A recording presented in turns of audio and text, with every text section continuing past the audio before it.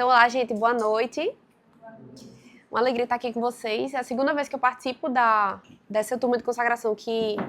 É o EJC, Vitor, ou é tu sozinho que organiza? O EJC. Que o EJC organiza, né? Então, estou muito feliz de estar aqui com vocês. E principalmente partilhar de algo que eu gosto muito, né? Gosto bastante. Então, para mim, é uma alegria muito grande. E aí, assim, nós aqui estamos em poucos. Claro que tem o pessoal de casa, né? Mas olhar nos rostinhos é muito melhor, né? E alguns eu conheço. Então, por isso que o Vitor disse assim, posso gravar? Eu disse, pode, mas assim, eu vou falar coisas pesadas. Porque nós estamos em poucos, quando tá pouca gente eu fico mais animada, sabe? E alguns eu conheço, aí pior ainda mais, né? Porque aí não preciso agradar muito. A gente já é amigo mesmo, né? Então, mas enfim. Então, o Vitor me pediu pra hoje vocês estão fechando, né? Vocês já, teoricamente, viram todo o conteúdo e hoje meio que tá fazendo aqui um fechamento. Vocês todos são de consagração ou são de renovação? A maioria é consagração. Alguns são renovação, que eu sei, né? Mas acho que a maioria deve ser consagração. Enfim. E aí, Vitor me pediu pra meio que, ao mesmo tempo, fazer um resumo e, ao mesmo tempo, também que a gente pudesse partilhar, trazer como é a vida de um consagrado, né? O que é que muda, basicamente? Eu recebo muito essa pergunta. As pessoas me perguntam muito isso. Catarina, o que é que muda depois que a pessoa se consagra? Consagrado pode fazer tal coisa? Pode deixar de fazer tal coisa? Tem que começar a viver tal coisa? Tem que começar a usar tal coisa? E aí eu tava até meditando sobre isso hoje, né? Pensando assim, quando eu pensava sobre o que é que eu queria trazer pra vocês, porque Vitor me deixou num tema bem amplo, né? Podia falar basicamente sobre o que eu quisesse dentro desse tema. E aí a resposta na qual eu cheguei, me questionando sobre isso, né? O que é que muda na vida de um consagrado, né? E aí a resposta que eu cheguei no fim das contas é que eu acredito que muda muito e ao mesmo tempo não deveria mudar nada. Peraí que eu explico, né? Mas assim, muda muito porque é um compromisso muito grande. A gente sabe que hoje em dia a consagração ela tá mais conhecida, ela tá mais famosa. E graças a Deus que está. Graças a Deus que está e que cresça cada vez mais e que cada vez mais seja conhecida. Mas ao mesmo tempo é um perigo.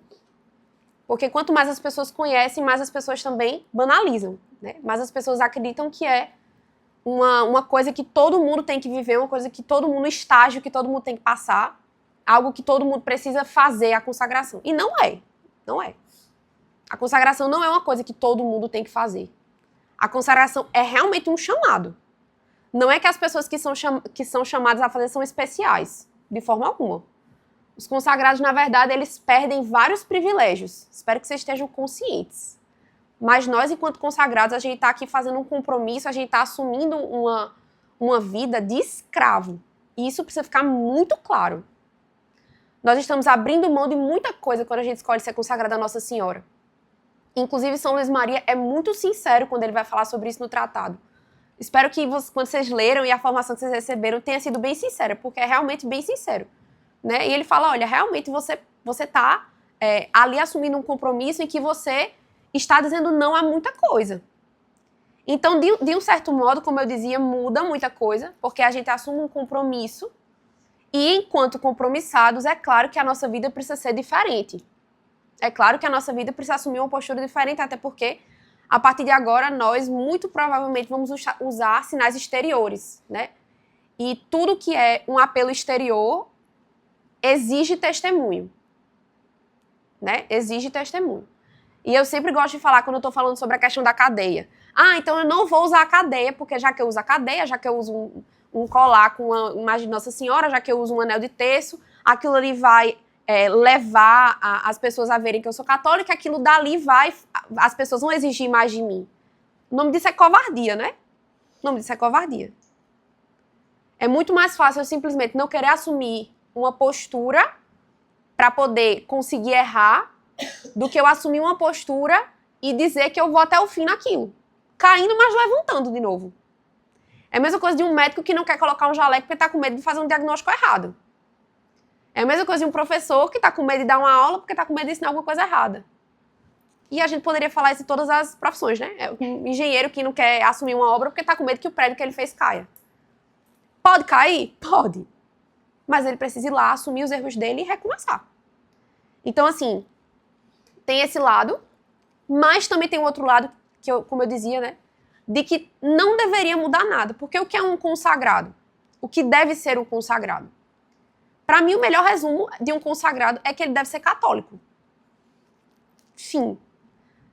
É por isso que as pessoas me perguntam, o que é que eu preciso ser, o que é que eu preciso fazer para ser consagrado? Você precisa ser católico.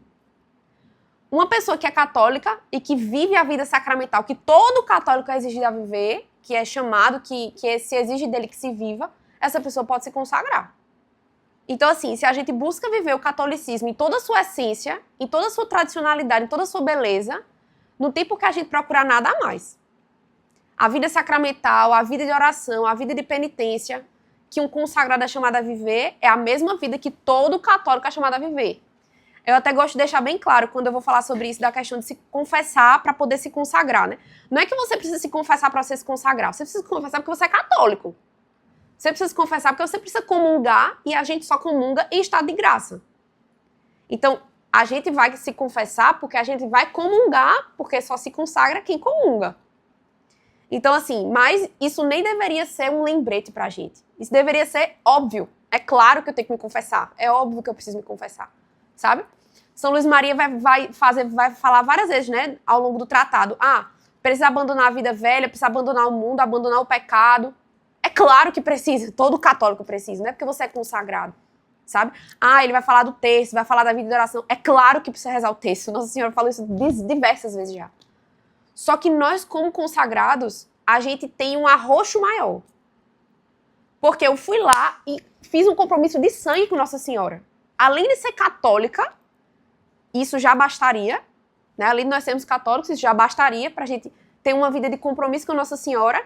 A gente foi lá e fez um elo de sangue, como São Luís Maria fala na carta do tratado, e que vocês vão ler na da consagração, e também na oração da coroinha, que ele recomenda que todo consagrado reze todo dia. A pessoa diz a Nossa Senhora, ela pede à Virgem Maria, né? Mãe, põe-te como um selo sobre o meu coração. Então é como se você estivesse pedindo a Nossa Senhora que ela carimbasse seu coração, sabe? Ela assinasse o nome dela no seu coração. E você é dela pra sempre agora. Isso é indissolúvel. Você pode depois desistir. Deus me livre, tá repreendido, meu Deus. Como diria Padre André, só Deus e mais ninguém, né? Deus me livre. Mas a gente pode desistir, pode ir pro caminho errado, a gente pode se desconverter, pode, sei lá, virar de outra religião, o que quiser. Você vai morrer com o nome de Nossa Senhora escrito no seu coração. E isso é uma marca indelével, que nunca vai sair. Claro que não é como um sacramento, né? Claro que a marca de um sacramento é muito mais forte. Mas por que a consagração é tão forte? Ela é tão poderosa? Porque ela é a renovação do sacramento do batismo. Em que a gente está dizendo mais uma vez sim ao catolicismo. Em que a gente está dizendo sim mais uma vez a tudo aquilo que a Igreja Católica nos convida. Por isso eu digo que a consagração ela é um convite ao catolicismo. Você é convidado a ser católico. Fim, assim, a gente poderia resumir desse jeito. Mas vocês entendem por que eu digo que muda tanto e ao mesmo tempo não muda nada? Não deveria, né? Mudar nada. Mas enfim. Então, esse era o primeiro ponto que eu queria trazer para vocês. O outro ponto que eu queria trazer é, na verdade, revisando, relembrando, dois outros aspectos que São Luís Maria traz no tratado. Um deles tá no último capítulo, na verdade, no ponto 256, quando São Luís Maria vai falar sobre as práticas próprias de um consagrado. Ele vai falar sobre, literalmente isso, né? O que é que um consagrado é chamado a viver, o que é que um consagrado é chamado a fazer. E aí São Luís Maria ele vai dividir esse capítulo, que é o último, em duas partes. Primeiro ele vai falar das práticas exteriores, acho que vocês lembram, né? E depois ele vai falar das práticas interiores. Com relação às práticas exteriores, ele fala várias coisas. Ele diz que um consagrado ele precisa ter uma devoção à encarnação. Inclusive, o advento está aí para nós consagrados fazermos a festa, porque é o momento dos consagrados. É o momento em que Nossa Senhora, São Luís Maria lembra a gente isso no tratado. Nossa Senhora e Jesus, eles eram basicamente, né, entre muitas aspas, um só ali no ventre da Virgem Maria. E Jesus estava consagrado a Nossa Senhora. Então, é muito tempo dos consagrados, porque é o tempo em que, literalmente, carnalmente, Jesus esteve preso a Nossa Senhora através de uma cadeia, que era a placenta, né? Então, Jesus estava literalmente amarrado à Virgem Maria, como nós consagrados estamos amarrados a Nossa Senhora, espiritualmente e fisicamente, através da cadeia, né? Então, essa devoção à encarnação. Ele vai falar sobre a oração do Magnífica, né? Que também precisa ser uma prática do consagrado. Ele vai falar sobre a oração da coroinha de Nossa Senhora, que ele também convida aos consagrados a rezarem. Mas eu queria me deleitar um pouco mais aqui nesse outro aspecto que ele fala da vida de oração, que é a importância, a necessidade da oração de todo católico, mas mais especialmente com o puxão de orelha a mais nos consagrados, que é a oração do Santo Terço. E São Luís Maria vai dizer, porque eu terminei não marcando, mas São Luís Maria vai dizer que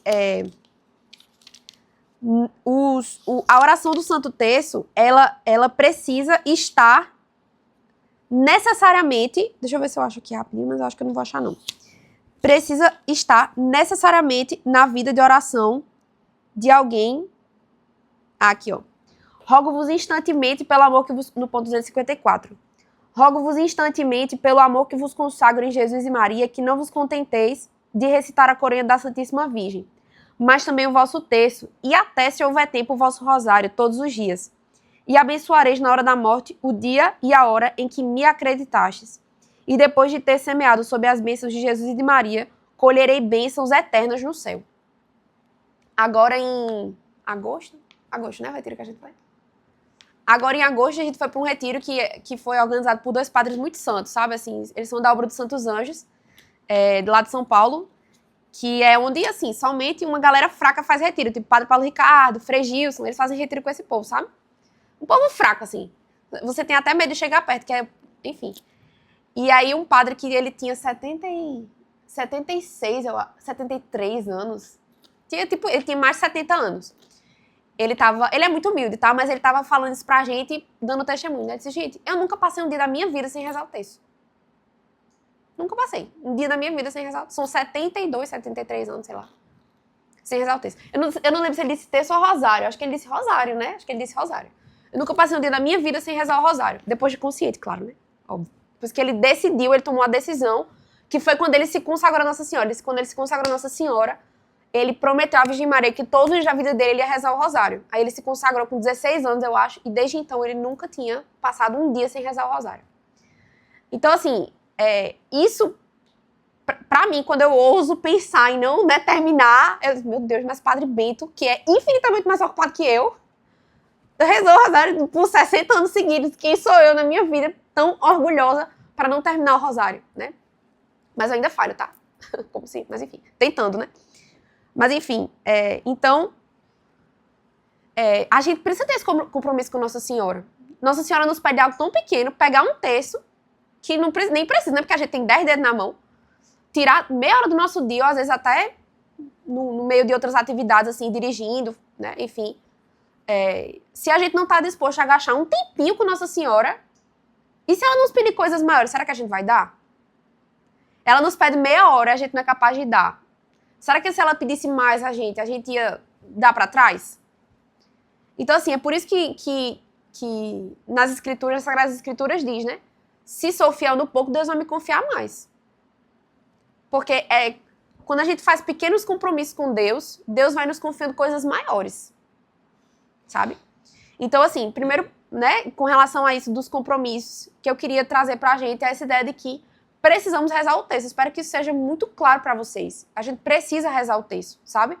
Vai dormir ali capotando, mas você vai rezar. Fique de joelho, fique sentado. Você tem que rezar. A gente tem que rezar, sabe? E assim, principalmente nós que estamos no começo da vida de oração, a gente precisa muito da oração do terço. Porque se a gente não começa pelo terço e a gente não é fiel nele, a gente não vai crescer na vida de oração. E sem crescer na vida de oração, a gente não vai pro céu. Não vai. Não tem como. O céu é o lugar das pessoas que se identificam com Jesus. Só entra no céu quem é Jesus. A gente não vira Jesus senão por 2 jeitos, né? 2 coisas que se necessitam uma da outra. Sacramento e vida de oração. Sem sacramento e sem vida de oração, a gente não vai pro céu. Se alguém disse o contrário, a pessoa inventou, porque assim, é o que a igreja fala. Então nós precisamos confissão, Santa Missa, né, vocação, qual fosse a vocação. A gente precisa dos sacramentos e a gente precisa da vida de oração. Então assim, se a gente não é capaz do início da vida de oração, que é o terço, que é o primeiro grau, assim, é a oração vocal ali mais iniciante, a gente não vai crescer. E aí a gente não vai chegar nas moradas que Jesus fala, né? Na minha casa há várias moradas, a gente não vai chegar. Então a gente precisa rezar. Precisa ser um compromisso muito firme, sabe? Muito firme mesmo. que a gente não pode voltar atrás. É como se fosse realmente uma prova de fogo.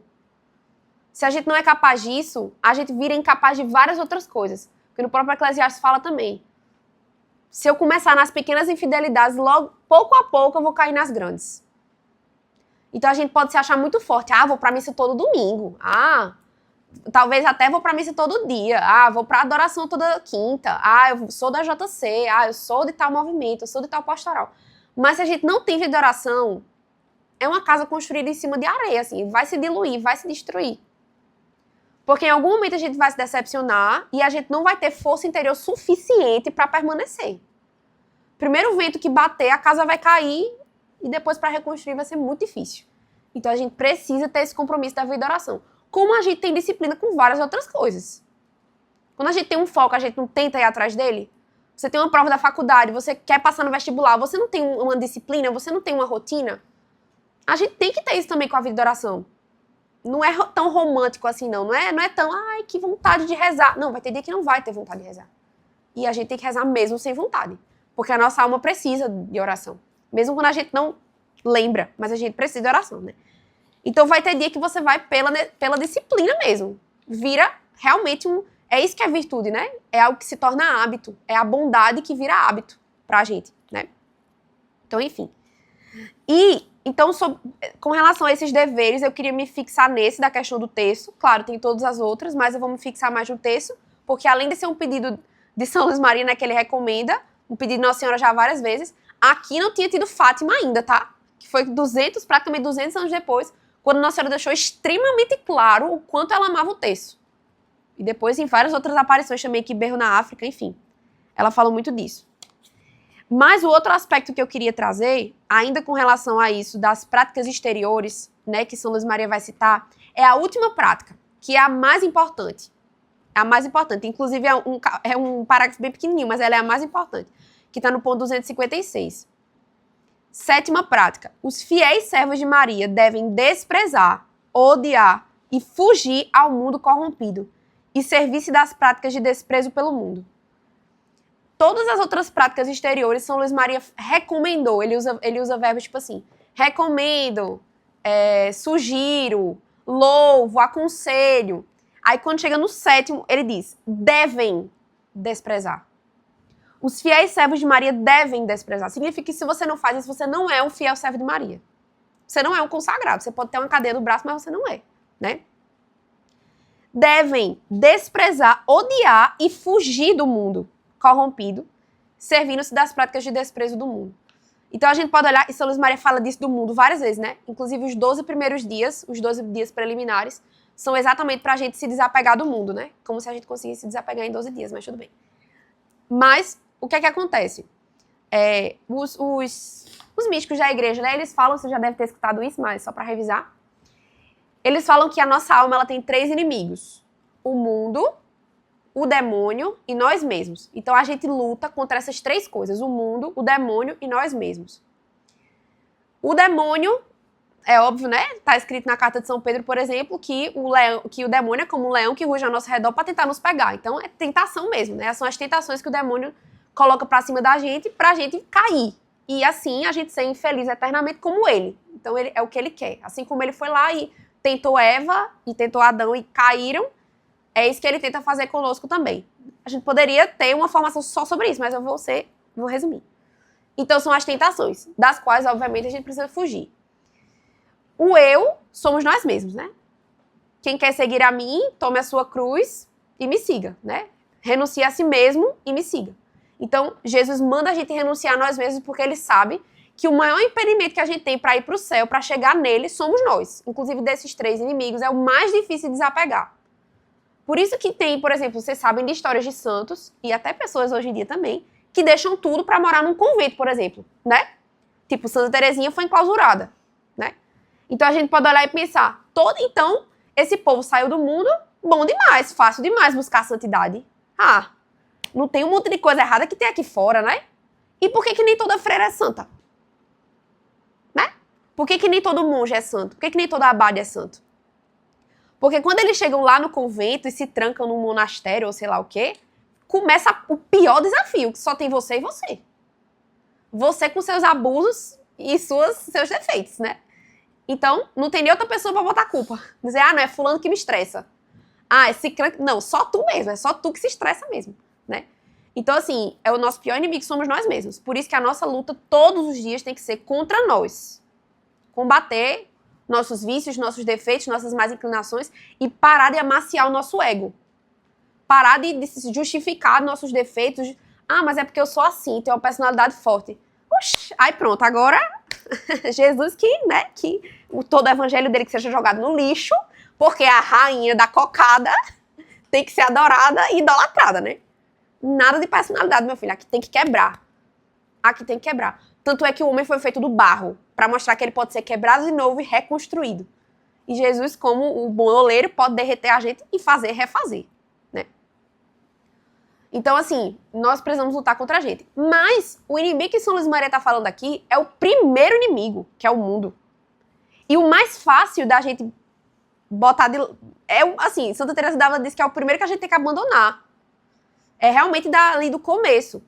E o que seria esse mundo? Porque a gente pode olhar e pensar assim, mundo, o quê? Animais, pessoas, né? Sei lá, o shopping, não vou nunca mais poder ir pro shopping. O que é esse mundo?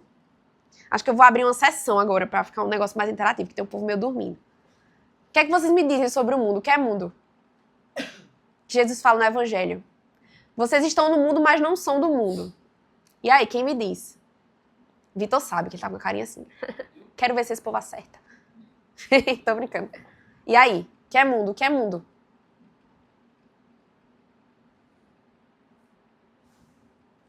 Se a gente não sabe, como é que a gente vai desprezar? Os pecados? Mas o demônio e nós mesmos também tem a ver com os pecados, não? Mas pode desenvolver mais, foi um bom começo, os pecados. E aí, o que mais? Passou pro amigo. Ele concordou. Os pecados mesmo? Não, não é pecado, não. Não, tem nada a ver com pecado. Também. O que mais? Pronto. Boa. Agora você fez que nem o Flamengo. Ganhou. Influência. Até eu que não gosto de futebol tô sabendo que o Flamengo ganhou. O que é? Tu não é flamenguista? Ou tu é? Sou influenciado.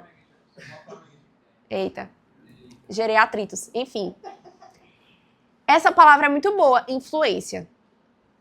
O catecismo vai dizer que o mundo, ele é a estrutura de pecado que está ao nosso redor e que nos influencia. É literalmente, é uma estrutura de pecado em que a gente se insere e que a gente precisa correr, a gente precisa fugir, a gente precisa dizer não.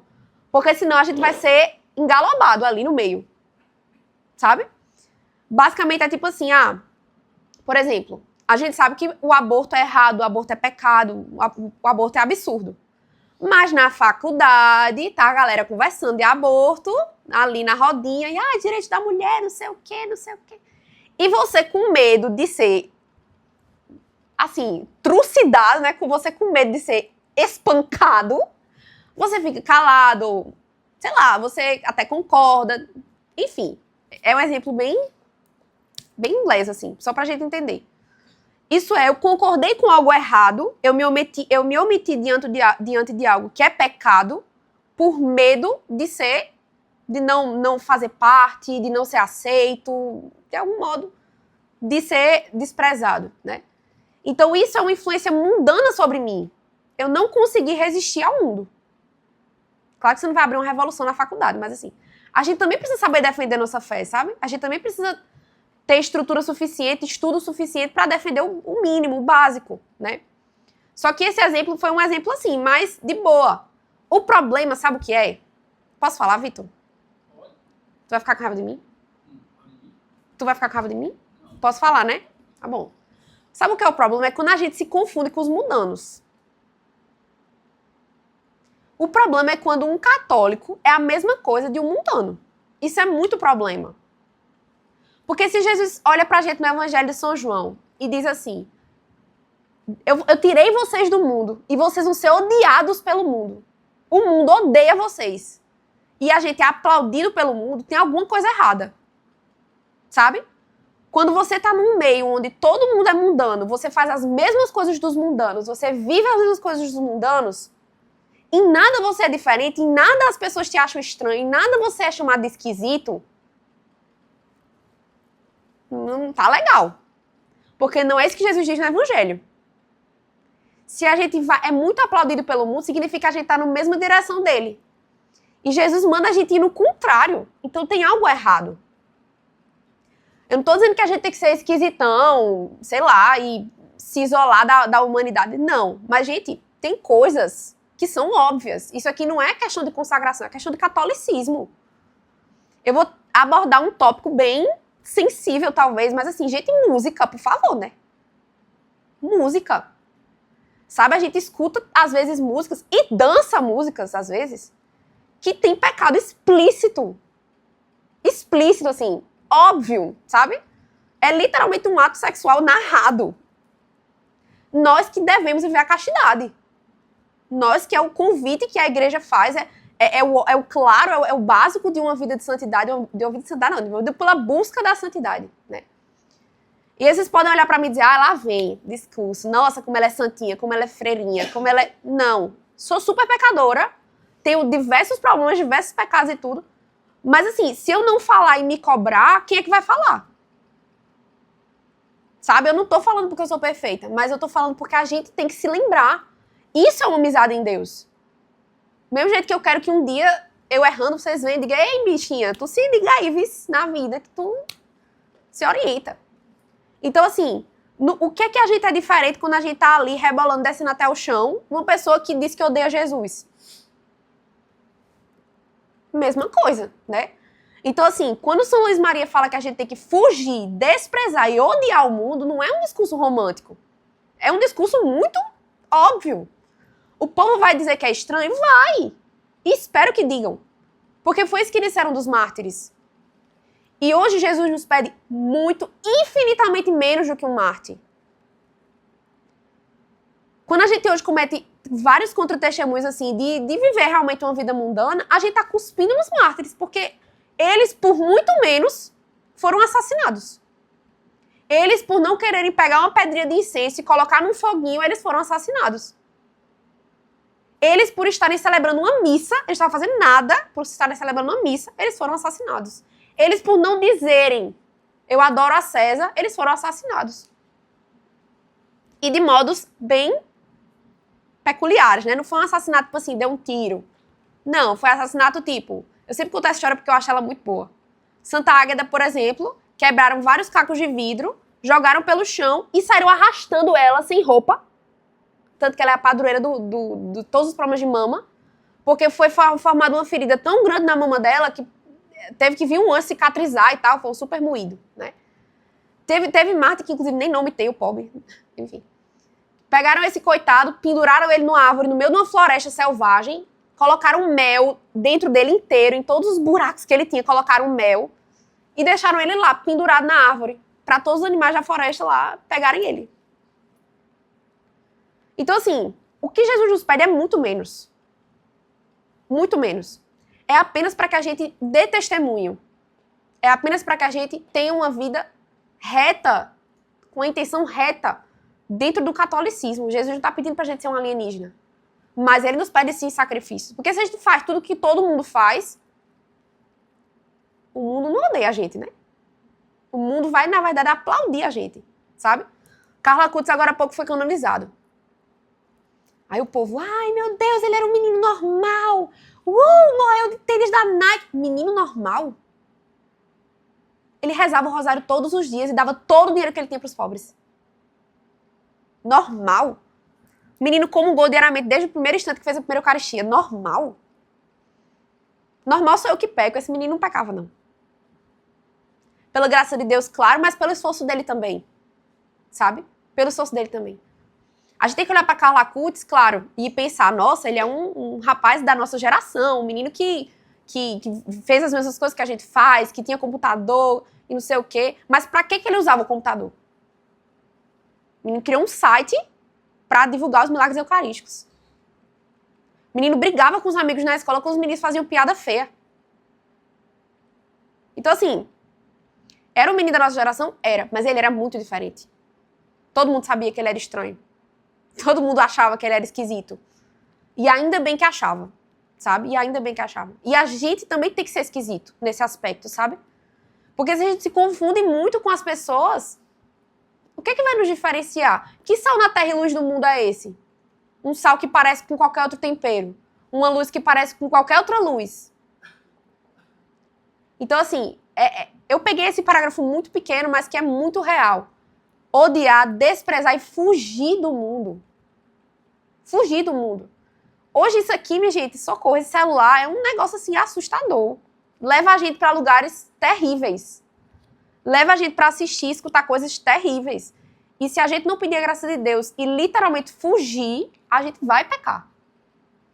Quando Jesus diz que é preciso cortar a mão para não pecar, pode parecer exagero, né? Mas Jesus estava falando sério. Ele estava querendo dizer que a gente deve cortar tudo aquilo que nos leva ao pecado, inclusive a amizade, inclusive rede social. A gente não apaga o Instagram para estudar? Não apaga o Instagram para rezar. Tô falando me ouvindo, tá? Porque eu tenho que fazer isso também. Sabe? A gente não faz tanta coisa por tanto propósito. Ah, eu não vou comer isso aqui não, porque eu tô de dieta. E não faz por conta de um jejum. Por amor a Jesus, para reparar o coração dele. Então, assim, e também vou retomar um último ponto que eu queria falar, já tem muito a ver com isso, que é quando São Luís Maria vai falar, lá no capítulo 5º, sobre, ou melhor, no capítulo 3º, sobre os tipos de devotos falsos. Vocês lembram esse capítulo sobre os tipos de devotos falsos? E um dos tipos de devotos falsos que São Luís Maria cita são os devotos presunçosos. Não sei se vocês lembram. Tá lá no ponto 97. Vocês estão com o tratado aí? Se vocês puderem, abram. Eu não sei se o de vocês é igual ao meu. Ponto 97. É no capítulo 3. Artigo 1º. Quando ele vai falar dos sinais da falsa devoção. E aí ele diz assim, ó. Quem são os devotos presunçosos? Os devotos presunçosos são pecadores abandonados às suas paixões ou amantes do mundo que, sob o belo nome de cristãos e devotos da Santíssima Virgem, escondem ou o orgulho, ou a avareza, ou a impureza, ou a embriaguez, ou a cólera, ou a blasfêmia, ou a maledicência, ou a injustiça, etc. Que dormem placidamente em seus maus hábitos, sem se violentar muito para se corrigir, alegando que são devotos da Virgem, que prometem a si mesmo que Deus lhe perdoará, que não hão de morrer sem confissão, e não serão condenados porque recitam seu texto, jejuam aos sábados, pertencem à confraria do Santo Rosário do Escapulário, ou a alguma congregação, porque trazem consigo o pequeno hábito ou a cadeiazinha da Santíssima Virgem, etc. Então, o que é que São Luís Maria está dizendo aqui? Que os devotos presunçosos são aqueles que simplesmente dormem nos seus pecados, dormem nos seus maus hábitos. Ah, não, eu cometo aqui o pecado da maledicência, mais conhecido para nós como fofoca. Eu faço fofoca, eu falo mal dos outros, mas eu estou só constatando fatos. Não, você está caminhando para o inferno. Não está constatando fatos. Não podemos, não é para falar mal das pessoas. A gente não pode revelar defeito de ninguém, em nenhum aspecto, em nenhuma circunstância.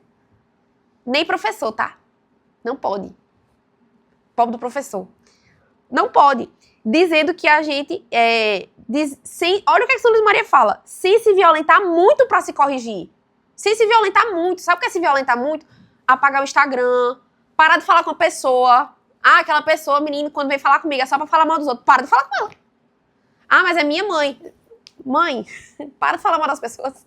Conversa, né? Olha, não tô feliz, não tô me sentindo bem com isso, sabe? Então, assim, pode estar parecendo um discurso meio pesado, minha gente, mas eu tô sendo extremamente leve em comparação a São Luís Maria no tratado. É um compromisso muito sério, que inclusive se a gente não tivesse fazendo a consagração, seria mesmo um convite, porque é um convite a ser católico. É um convite a ser católico, sabe? É realmente um convite duro. A mensagem da cruz, ela é muito dura. Por isso que São Paulo fala que a loucura da cruz é a sabedoria do homem. A loucura da cruz, isso é doidice. A cruz é doidiça, é doideira, né? Quando alguém lhes diz que a sua devoção não é mais que uma ilusão e uma presunção perniciosa capaz de perdê-los, recusam-se a crer, dizem que Deus é bom e misericordioso e que não nos criou para nos condenar, que não há homem que não peque, que eles não hão de morrer sem confissão, que um bom, né, que é um bom ato de contrição à hora da morte basta. De mais a mais que eles são devotos da Virgem Maria, usam escapulário, rezam Pai Nosso e Ave Marias, enfim. Isso só faz para confirmar e aumentar a própria cegueira. Relembram umas histórias que leram e ouviram. Sabe quando a gente faz tipo assim, mas fulano é católico e faz isso. Por favor, nunca seja esse fulano. Nunca queiram ser esse fulano que alguém diz assim, mas fulano é católico e faz isso. Porque Jesus diz no Evangelho que quem escandalizar seus pequeninos é melhor pegar um tijolo, botar no pescoço e se atirar no mar. Vocês estão vendo que tudo que eu falo eu justifico com o Evangelho? Então, assim, é a mensagem de Jesus que é pesada. Não sou eu que estou falando absurdos, sabe? E aí, por fim, São Luís Maria vai falar algo que para mim é extremamente forte. No ponto 98. Não há no cristianismo coisa tão condenável como essa presunção diabólica. Pois será possível dizer de verdade que se ama e honra a Santíssima Virgem, quando pelos pecados se fere, se traspassa, se crucifica e ultraja impiedosamente a Jesus, seu filho? Se Maria considerasse uma lei salvar essa espécie de gente, ela autorizaria um crime, ajudaria a crucificar e injuriar seu próprio filho. Quem ousaria pensar? É porque aqui tem mais jovens, mas geralmente quando eu faço essa formação tem muita mãe, eu sempre faço a mesma pergunta, mas aqui eu não tenho como fazer porque eu acredito que a maior parte não é mãe, né? Mas enfim. Dá pra vocês pensarem com relação às mães de vocês. Vocês acham que se eu chegasse pra vocês, ou chegasse pra mãe de vocês, na verdade, e falasse um monte de coisa pra ela, sabe? A senhora não presta, a senhora é uma cobra, uma falsa, nunca mais fale comigo, não quero saber da senhora, suma da minha frente. E logo depois eu fosse abraçar vocês. Vocês iam aceitar esse abraço? Sinceramente? Povo ruim, minha gente. Ninguém, né? Eu também não aceitaria, com certeza. Não, eu acredito que quando a gente tiver filhos, pra gente vai ser mais forte. Porque a relação da mãe com o filho é muito, muito, muito forte. Mais forte até do que do filho com a mãe. A gente não ia aceitar. Por que eu tô querendo dizer isso pra vocês? Porque São Luís Maria tá aqui dizendo que quando a gente peca, é a mesma coisa de estar maltratando Jesus. É a mesma coisa, a gente tá sendo aquele mesmo soldado que pegou uma lança e enfiou no coração de Jesus depois de ele já estar morto. Isso é o pecado. Jesus me deu um caminho do amor, o caminho da liberdade, mas eu escolho voluntariamente ser escravo do pecado. Então, é como se a gente estivesse pegando a lança e enfiando no coração de Jesus. Aí logo depois a gente vai, sou todo teu, ó mãe. Nossa Senhora faz, querido, nada de sou todo teu, viu, meu filho? Vai se converter. Porque Nossa Senhora, minha gente, ela é boa, mas ela não é besta não, viu? Ela não é besta não. Ela é uma mãe muito bondosa, como São Luís Maria vai dizer. Ela é muito generosa, ela dá com generosidade aquilo que a gente dá pra ela. Só que o problema é que isso é abusar da devoção, não isso é sacrilégio. Quando eu quero me agarrar na vida de pecado e ao mesmo tempo eu quero me consagrar, eu tô vivendo a maior das contradições. Porque a consagração é o caminho em que a gente pede a ajuda de Nossa Senhora pra parar de pecar. A gente pede a ajuda de Nossa Senhora pra ir pro céu. E ao mesmo tempo a gente voluntariamente se joga na lama. Então não faz sentido. Sabe? E aí, sempre nessa parte eu digo, Catarina, então eu não posso me consagrar, porque eu ainda peco. Porque eu de vez em quando ainda faço uma coisa errada, não sei o que e tal. Gente, aí aqui entra o tópico que São Luís Maria vai dizer. Confesso que, para alguém verdadeiramente devoto da Virgem Maria, não é absolutamente necessário ser um santo ao ponto de evitar todo o pecado. E aqui ele tá falando é todo pecado mortal não, tá? Porque todo mundo é chamado a evitar todo pecado mortal. Mas ele tá falando aqui de pecado venial.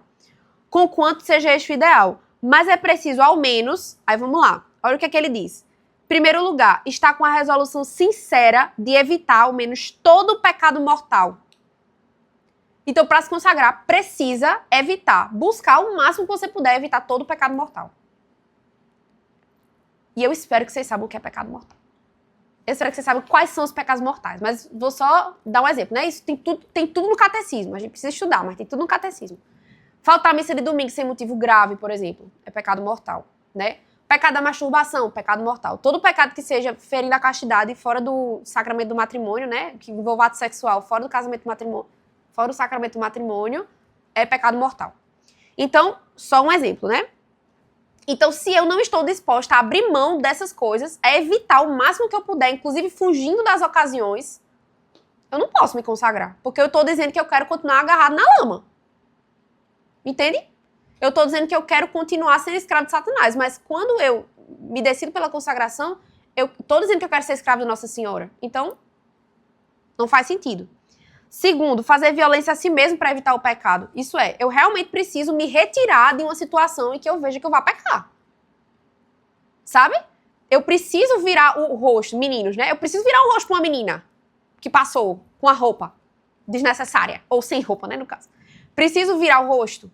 Tenho que evitar, tenho que fugir de filme, de vídeo, dessas coisas. Preciso. Porque aquilo ali é pecado mortal explícito, não posso. Preciso fugir, né? Então, isso são coisas, tá, como eu disse, que não é só para consagrado, é para todos os católicos. E terceiro, ele vai falar sobre rezar o terço, rosário, outras orações, jejuar aos sábados, isso é, buscar uma vida de devoção mariana. Buscar uma vida de intimidade com Nossa Senhora todos os dias, através do Santo Terço, do Santo Rosário.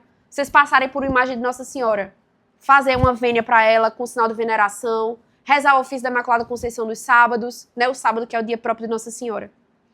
Uma coisa que eu aprendi que, assim, eu tenho achado muito importante e eu sempre tenho sugerido agora que vocês vão fazer essa consagração, façam um compromisso de vocês com Nossa Senhora. Entreguem alguma coisa a ela por conta dessa consagração que vocês queiram se comprometer a fazer para sempre.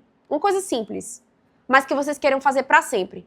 Um exemplo bem assim, né? Vocês vão pedir inspiração ao Espírito Santo, mas eu vou, sei lá, toda vez que eu for pra missa, eu vou pegar uma florzinha do jardim e vou deixar na imagem de Nossa Senhora. Pra sempre eu quero fazer isso. Até eu perder a lucidez, eu quero fazer isso. Exemplo. Todo sábado eu vou rezar o ofício da Imaculada. Eu vou rezar o Ângelus todos os dias. Eu vou rezar 3 Ave Marias todos os dias. Por quê? Porque aquele compromisso, ele vai lhe lembrar do compromisso que você fez na sua consagração. É um lembrete, sabe? É tipo um alarme. Chegou tal hora. Eita, preciso fazer tal coisa. Sabe? E aquilo ali vai te ajudar a viver melhor a sua consagração. Mas assim, gente, hoje realmente o que via meu coração muito forte era de falar isso com vocês, né?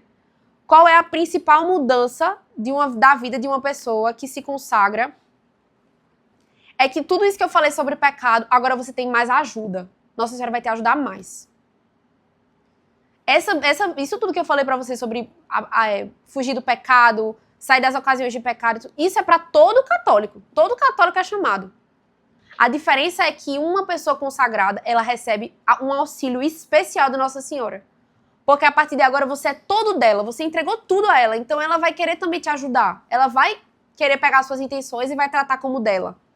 O que não dá realmente é pra gente amar o pecado, a gente tratar o pecado como algo normal, como algo que a gente faz e depois eu me confesso. Mais um dia, menos um dia com esse pecado, tudo bem. É mais um dia, menos um dia machucando Jesus. É mais um dia, menos um dia machucando Nossa Senhora. É mais um dia, menos um dia sendo aquele soldado que pega a lança e transpassa o coração dele de novo. Caí, meu Deus, socorro. Vai se confessar, pronto. Se confessou, sem moído. Sem moído. Ninguém aqui já é santo. Mas a gente sabe como São José Maria Escrivá fala, que todo santo, primeiro foi, né? O santo é o pecador que nunca desiste. Então, cai, levanta, mas fugindo das ocasiões de pecado. Não é também tipo assim, eu vou pecar aqui e depois eu me confesso. Não. Inclusive, essa confissão é inválida, né? Porque você já pecou querendo, já sabendo que ia se confessar, nem valeu. Mas enfim. Então, precisamos ter compromisso com a vida, de fato, com a vida espiritual. Porque imagine, gente, vocês sabem que vocês vão morrer, né? Vocês sabem, né? Sabem, né? Espero que vocês tenham noção. A gente vai morrer, sabe? A gente luta muito por uma coisa. Podem ver, na vida de vocês já aconteceu. Você luta muito por uma coisa. Você era criança, você lutava pra passar na prova da escola. Lutava pra não ficar de recuperação. E aquilo era tudo na sua vida. Não ficar de recuperação era tudo na sua vida. Passar agora no AC2 pra poder ficar de férias logo era tudo na sua vida. Não ir pra final e depois pro conselho de classe era tudo da sua vida. Né? Tudo. E você acabou a escola. Chegou o Enem, tudo da sua vida era passar no Enem, no vestibular, sei lá, e aquilo ali foi tudo da sua vida. Você passou. Agora, tudo da sua vida é acabar a faculdade. Você vai acabar. Depois, tudo da sua vida vai ser não sei o quê. Você vai... Chega um ponto que não tem mais nada. Chega um ponto que você já alcançou tudo. Ou então chega um ponto que você fica demente. Que você nem lembra mais o que você quer da vida. Né? Idoso, assim. Você fica sem lucidez, você nem sabe mais o que é que você queria. Sabe? E depois? Do que é que vai ter valido? Então, assim, a gente precisa se preocupar com a nossa eternidade. A gente precisa se preocupar com pra onde a gente vai depois que a gente for morrer. Isso tem que ser a maior preocupação da nossa vida. Tem que ser o que consome a gente todos os dias. Claro que não tem que ser o medo de ir pro inferno. É importante também. Mas principalmente o desejo de estar eternamente no céu com Jesus. Se a gente não tem esse desejo aqui, a gente vai fazer o que lá no céu? Nada.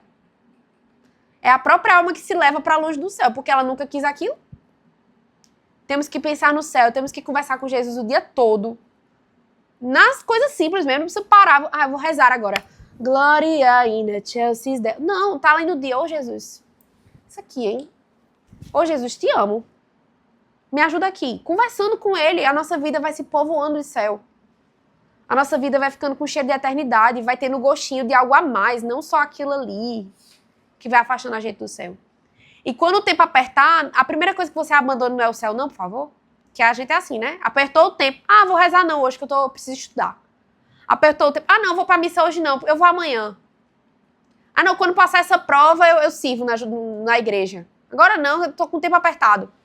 E nesse, tô sem tempo, a gente faz 90 anos, tá com Alzheimer e a vida acabou.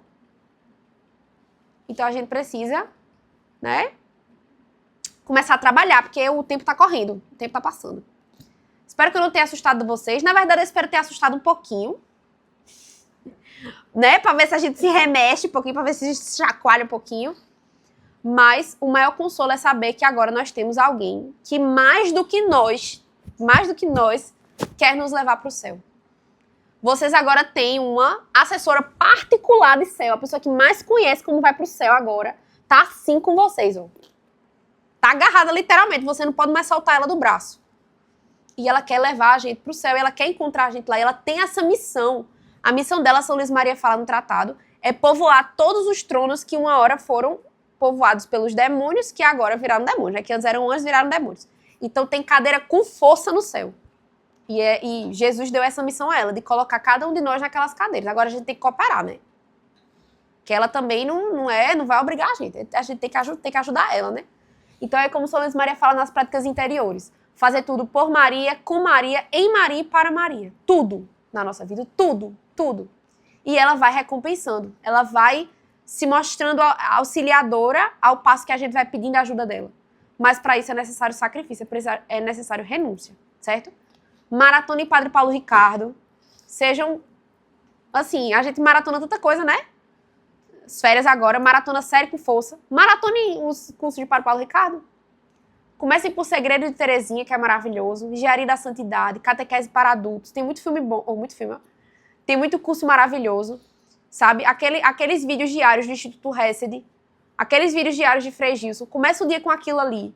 Pro nosso dia ter gosto de céu. Senão a gente acorda, estudar, trabalho, e ai meu Deus do céu, e ganhar dinheiro, e estudar, e passar na prova, e pronto, é um bicho. Porque bicho só faz isso, né? Bicho só quer comer, dormir, procriar, pronto. A gente tem que ser diferente de um cachorro, né? A gente tem que ser diferente de um cachorro, senão tem que ser diferente. Então, assim, objetivo a gente tem, alcance e o vazio permanece. Conheço muita gente que alcançou cargo muito alto na vida, que tem muito dinheiro, muito dinheiro assim, que compra uma cadeira de 50 mil reais. Eu não sei se vocês conhecem esse tipo de gente, pra vocês é normal, mas eu fiquei extremamente assustada. A pessoa compra cadeira de 50 mil reais. É uma pessoa completamente entupida de antidepressivo, não encontra sentido na vida. De jeito nenhum, não tem sentido na vida. Gasta o dinheiro assim, porque não tem com o que gastar. Sabe? Então, não tô dizendo que todas as pessoas que têm problemas psiquiátricos, óbvio, são pessoas que que vivem isso, né? Claro que não. Mas a gente sabe que tem muitos que estão sem sentido na vida mesmo, porque realmente não se importam com o espiritual, não buscam a Deus, que é o único que pode nos saciar de verdade. Então, assim, eu espero que isso não precise acontecer com a gente pra gente se tocar, que a gente se toque antes, sabe? Acho que é isso, Vitor. Dei muito carão, ele chega tão...